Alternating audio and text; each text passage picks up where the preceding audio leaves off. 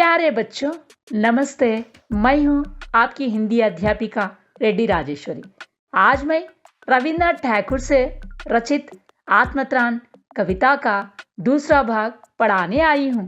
पाठ का अवलोकन के अंतर्गत अब हम अर्थ, भाव, सारांश की ओर ध्यान देने वाले हैं। चलिए बच्चों, इस पाठ से प्राप्त होने वाले अपेक्षित लक्ष्य देखेंगे।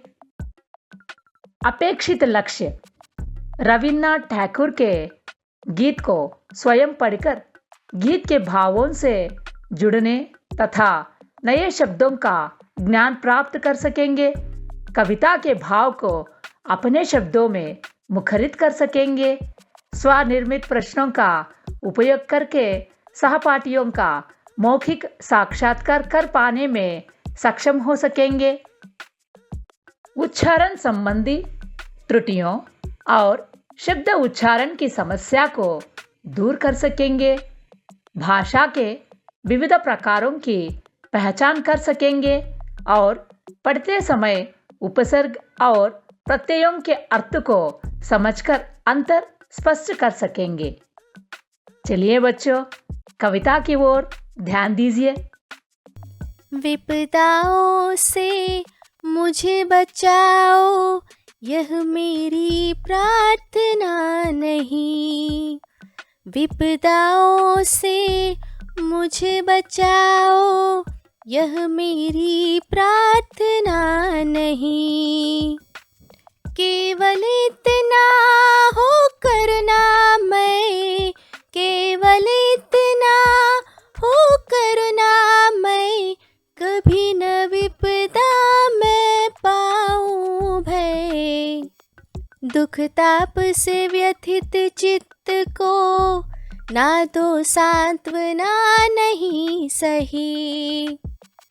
पर इतना हो वे करना मैं, दुख को मैं कर सकूं सदा जय।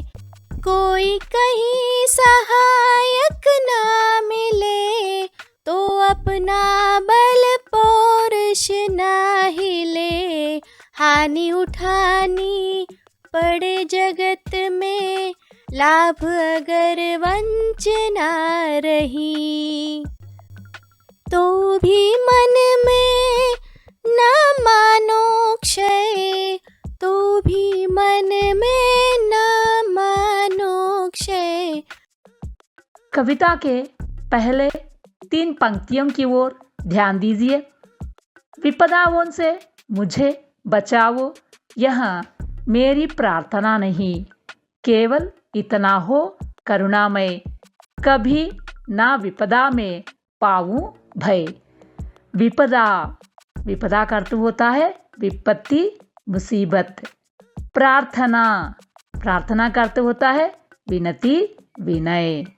करुणामय, दूसरों पर दया करने वाला। चलिए बच्चों, आगे की पंक्तियों की ओर ध्यान दीजिए। दुख ताप से व्यतीत चित्त को ना दो सांत्वना नहीं सही। पर इतना होवे करुणामय, दुख का मैं कर सकूं सदा जय। दुख ताप, इसका अर्थ होता है कष्ट की पीड़ा। व्यतीत, व्यतीत का अर्थ होता है दुखी। चित्त, चित्त का अर्थ आप जानते हैं मन। सांत्वना, सांत्वना का अर्थ होता है तसल्ली।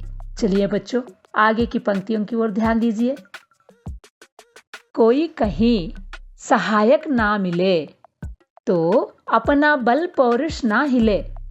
हानि उठानी पड़े जगत में, लाभ अगर वंचना रही, तो भी मन में ना मानू क्षय। इसके अर्थ एक बार देखेंगे। सहायक, मददगार, पौरुष, पराक्रम, जगत, संसार, क्षय, नाश। चलिए बच्चों, कविता के पहले पद का भावार्थ जानेंगे। भावार्थ: इन पंक्तियों में कवि रविन्द्रनाथ टैगोर ईश्वर से प्रार्थना कर रहे हैं कि हे प्रभु, दुख और कष्टों से मुझे बचाकर रखो। मैं तुमसे ऐसी कोई भी प्रार्थना नहीं कर रहा हूँ, बल्कि मैं तो सिर्फ तुमसे ये चाहता हूँ कि तुम मुझे उन दुख तकलीफों को झेलने की शक्ति दो। उन कष्टों के समय मैं कभी ना डरूं और उनका सामना करूं। उस दुख की पीड़ा से दुखी मेरे मन को आप हौसला मत दो, परंतु हे प्रभु, मुझ में इतना आत्मविश्वास भर दो कि मैं हर कष्ट पर जीत हासिल कर सकूं। कष्टों में कहीं कोई सहायता करने वाला भी ना मिले तो कोई बात नहीं, परंतु वैसी स्थिति में मेरा पराक्रम कम नहीं होना चाहिए। मुझे अगर इस संसार में हानि भी उठाना पड़े और लाभ से हमेशा वंचित ही रहना पड़े तो भी कोई बात नहीं, पर मेरे मन की शक्ति का कभी नाश नहीं होना चाहिए। बच्चों, अब तक आत्मत्राण कविता के पहला पद का भावार्थ जान चुके हैं। अब इससे संबंधित क्रियाकलाप 1 के अंतर्गत कुछ प्रश्नोत्तरों को देखेंगे। चलो बच्चों, पहला प्रश्न आपके सामने। कवि संकटों का सामना किसकी मदद से करना चाहता है? ऑप्शन ए, ईश्वर की कृपा से। ऑप्शन बी, दोस्तों की कृपा से। ऑप्शन सी, किसी की मदद से। ऑप्शन डी, स्वयं। हाँ बच्चों, इसका सही उत्तर ऑप्शन डी, स्वयं। ध्यान से देखिए, कवि संकटों का सामना स्वयं करना चाहता है। चलिए बच्चों, दूसरे प्रश्न की ओर ध्यान दीजिए। कवि ईश्वर से क्या नहीं चाहता है? ऑप्शन ए, दुख। ऑप्शन बी, सांत्वना। ऑप्शन सी, सुख। ऑप्शन डी, दुख सुख। हाँ बच्चों, इसका सही उत्तर आप जानते हैं, ऑप्शन बी, सांत्वना। एक बार ध्यान दीजिए, कवि ईश्वर से सांत्वना नहीं चाहता है। चलिए बच्चों, तीसरे प्रश्न की ओर ध्यान दीजिए। कवि किन्हें करुणामय कहा है? ऑप्शन ए, सहायक को। ऑप्शन बी, ईश्वर को। ऑप्शन सी, स्वयं को। ऑप्शन डी, जगत को। हाँ बच्चों, इसका सही उत्तर ऑप्शन बी, ईश्वर को। एक बार ध्यान दीजिए, कवि ईश्वर को करुणामय कहा है। चलिए बच्चों, आप आत्मत्राण कविता पाठ में दूसरे पद एक बार ध्यान से सुनेंगे। मेरा त्राण करो अनुदित तुम, यह मेरी प्रार्थना नहीं। बस इतना हो वे करुणामय, बस इतना हो वे करुणामय, तरने की हो शक्ति अनामय। मेरा भार अगर लघु करके ना दो सांत्वना नहीं सही। केवल इतना रखना नहीं, वहन कर सकूं इसको निर्भय। नत शिर होकर सुख के दिन में, तब मुख पहचानो छिन छिन में। दुख रात्रि में कर वंचना, मेरी जिस दिन निखल मही। उस दिन ऐसा हो करुणामय, उस दिन ऐसा हो करुणामय। तुम पर करूं नहीं कुछ संशय, विपदाओं से मुझे बचाओ, यह मेरी प्रार्थना नहीं, यह मेरी प्रार्थना नहीं। दूसरे पद के अंतर्गत पहले 3 पंक्तियों की ओर ध्यान दीजिए। मेरा त्राण करो अनुदित तुम, यह मेरी प्रार्थना नहीं, बस इतना होवे करुणामय, तरने की हो शक्ति अनामय। इसके अर्थ की ओर ध्यान दीजिए। त्राण, त्राण शब्द का अर्थ होता है भय निवारण, बचाव, आश्रय। अनुदित, अनुदित का अर्थ होता है प्रतिदिन, तरने, पार करने। अनामय, रोग रहित, स्वास्थ्य। चलिए बच्चों, अगले पंक्तियों की ओर ध्यान दीजिए। मेरा भार अगर लघु करके ना दो सांत्वना नहीं सही, केवल इतना रखना अनुनय, वहन कर सकूं इसको निर्भय। एक बार इनके अर्थों की ओर ध्यान दीजिए। लघु, कम, सांत्वना, तसल्ली देना, अनुनय, विनय, वहन, सामना करना, निर्भय, बिना डर के। चलिए बच्चों, आगे की पंक्तियों के अर्थ जानेंगे। नतशिर होकर सुख के दिन में, तब मुख पहचानू छिन छिन में, दुख रात्रि में करे वंचना मेरी जिस दिन, निखिल मही उस दिन ऐसा हो करुणामय, तुम पर करूं नहीं कुछ संशय। इसका अर्थ एक बार देखेंगे। नतशीर, सिर झुकाकर, दुख रात्रि, दुख से भरी रात, वंचना, धोखा देना, छलना। निखिल, संपूर्ण, संशय, संदेह। चलिए बच्चों, अब हम आत्मतान कविता का दूसरा पद का भावार्थ जानेंगे।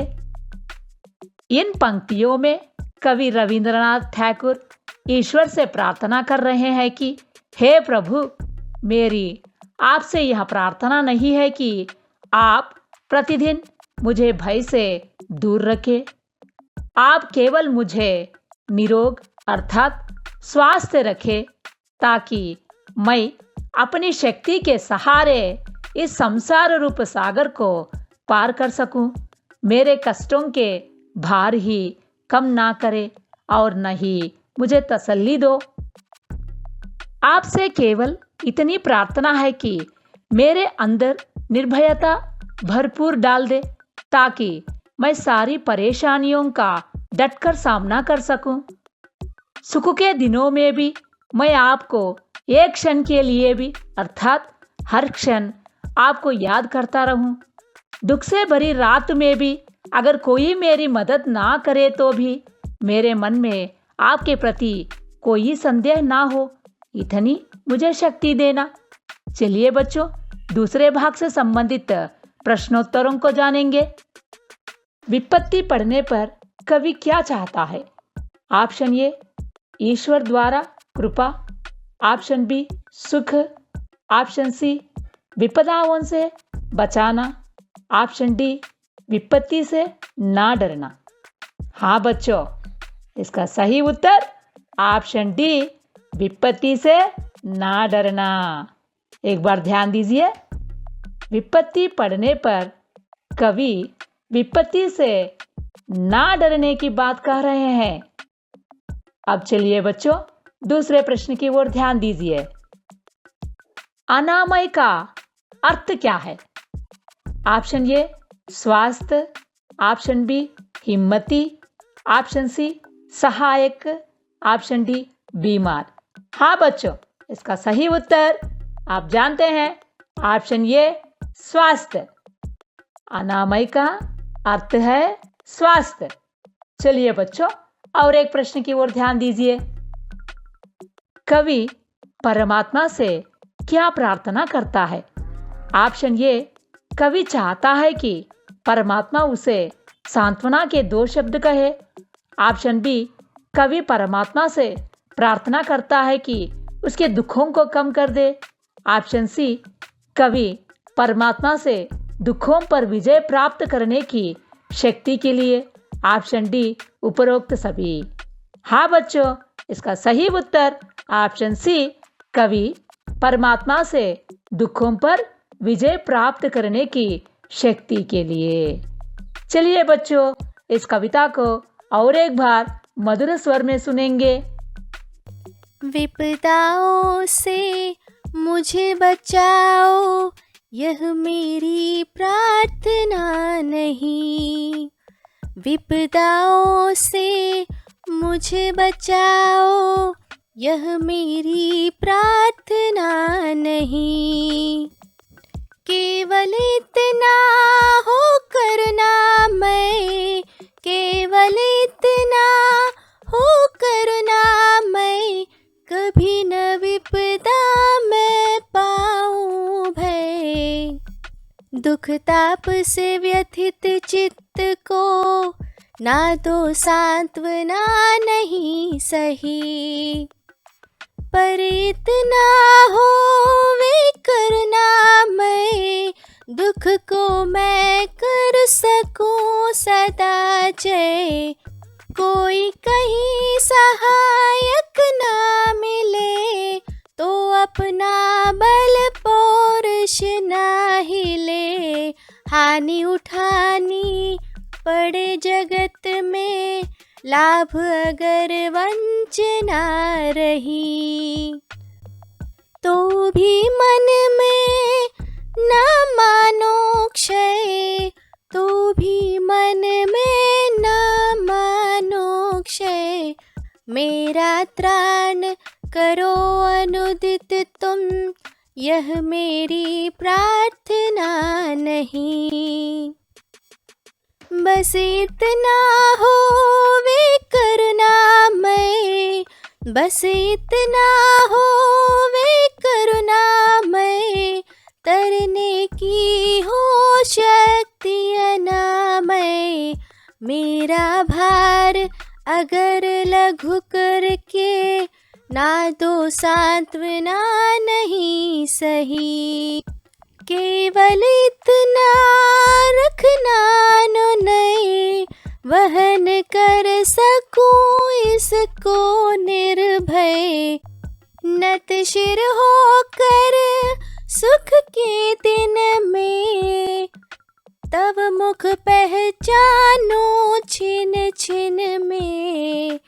दुख रात्रि में कर वंचना, मेरी जिस दिन निखल मही।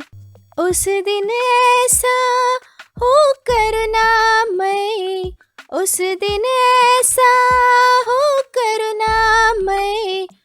तुम पर करूं नहीं कुछ संशय। विपदाओं से मुझे बचाओ, यह मेरी प्रार्थना नहीं, यह मेरी प्रार्थना नहीं। आत्मत्राण कविता के मुख्य बिंदु की ओर ध्यान दीजिए।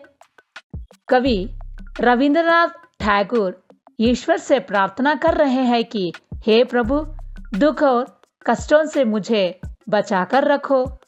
मैं तुमसे ऐसी कोई भी प्रार्थना नहीं कर रहा हूँ, बल्कि मैं तो सिर्फ तुमसे ये चाहता हूँ कि तुम मुझे उन दुख तकलीफों को झेलने की शक्ति दो। हे प्रभु, मुझ में इतना आत्मविश्वास भर दो कि मैं हर कष्ट पर जीत हासिल कर सकूं।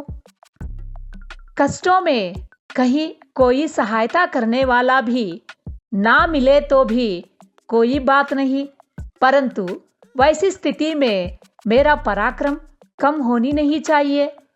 मुझे अगर इस संसार में हानि भी उठाना पड़े और लाभ से हमेशा वंचित ही रहना पड़े तो भी कोई बात नहीं, पर मेरे मन की शक्ति का कभी नाश नहीं होना चाहिए। आप प्रतिदिन भय से दूर रखें। आपसे केवल इतनी प्रार्थना है कि मेरे अंदर निर्भयता भरपूर डाल दे, ताकि सारी परेशानियों को डटकर सामना कर सकूं। सुख के दिनों में भी हर क्षण आपको याद करता रहूं, दुख भरी रात में भी अगर कोई मेरी मदद ना करे तो भी मेरे मन में आपके प्रति कोई संदेह ना हो, इतनी मुझे शक्ति देना। चलिए बच्चों, इकाई परीक्षा के अंतर्गत हमें अब पहला प्रश्न देखेंगे। सुख के दिनों में कवि क्या करना चाहता है?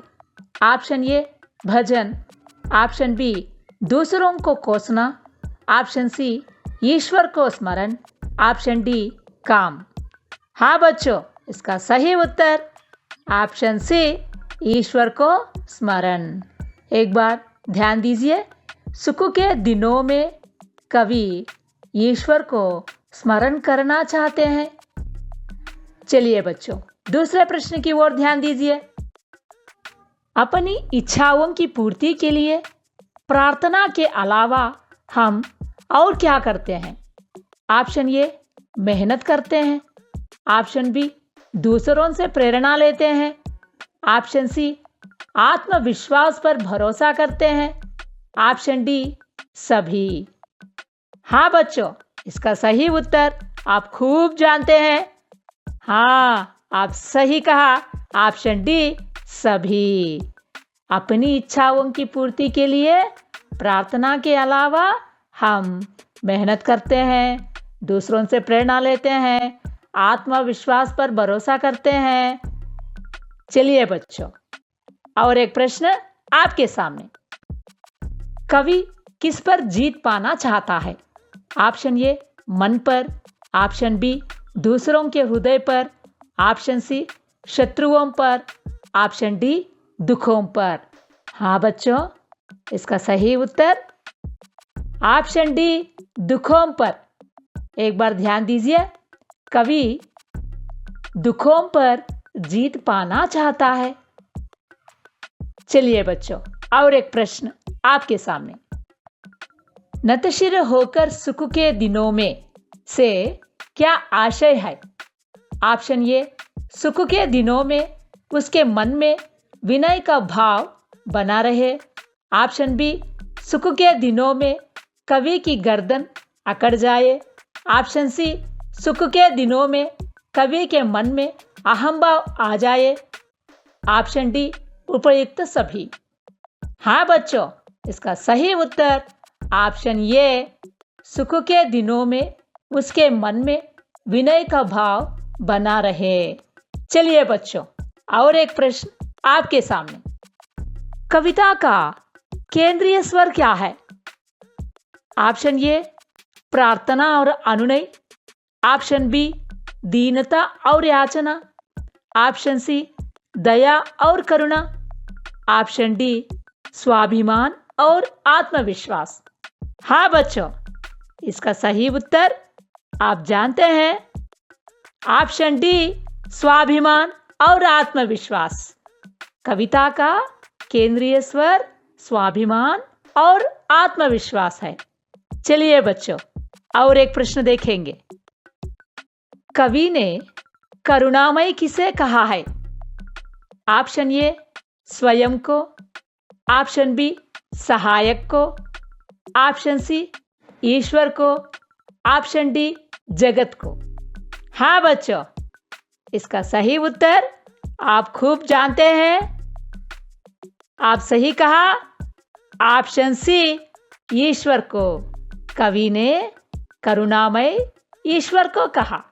चलिए बच्चों, और एक प्रश्न देखेंगे।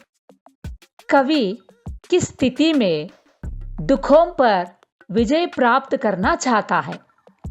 ऑप्शन ए जब लोग उसकी सहायता करें, ऑप्शन बी जब वह दिन रात ईश्वर का भजन करे, ऑप्शन सी जब उसका मार्ग सरल हो, ऑप्शन डी जब वह प्रसन्नचित्त रहे।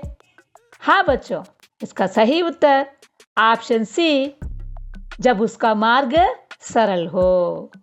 चलिए बच्चों, और एक प्रश्न देखेंगे। आत्मत्राण कविता में कवि कठिन परिस्थितियों में भी क्या नहीं करना चाहता है?